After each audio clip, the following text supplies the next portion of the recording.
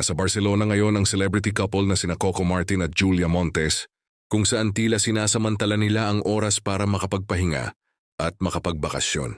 Namamasyal ang dalawa sa iba't ibang sikat na lugar sa lungsod. At kitang-kita raw ang kanilang kasiyahan habang magkasamang nag-i-enjoy sa kanilang trip. Hindi rin naman lingid sa kaalaman ng ilan na nakabili. Umano ng property sa Barcelona si Coco, kaya't hindi na bago sa ilang mga Pilipino roon ang presensya nila. Dahil dito, mas nagiging espesyal ang kanilang pagbisita dahil parang may second home na rin ang aktor sa nasabing lugar. Turong sa kaibigan nating si Mars Sagun na base sa Barcelona, may ilang Pinoy na raw ang nakakita at nakasalamuha ang dalawa.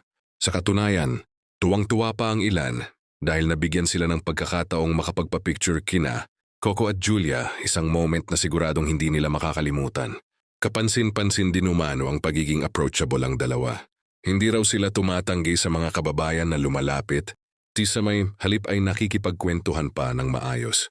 Isang patunay ito na kahit nasa ibang bansa, dala pa rin nila ang pagiging grounded at malapit sa kanilang fans. Mas lalo pang ikinatuwa ng mga Pinoy roon ang katotohanang wala silang kasamang alalay o bodyguard. Dahil dito, naging mas relaxed ang atmosphere at walang anumang hadlang sa pakikipag-interact sa kanila. Kaya naman naging mas personal ang bawat encounter. Puring-puri ng Filipino community sa Barcelona sina Coco at Julia dahil sa kanilang kabaitan at pagiging accommodating.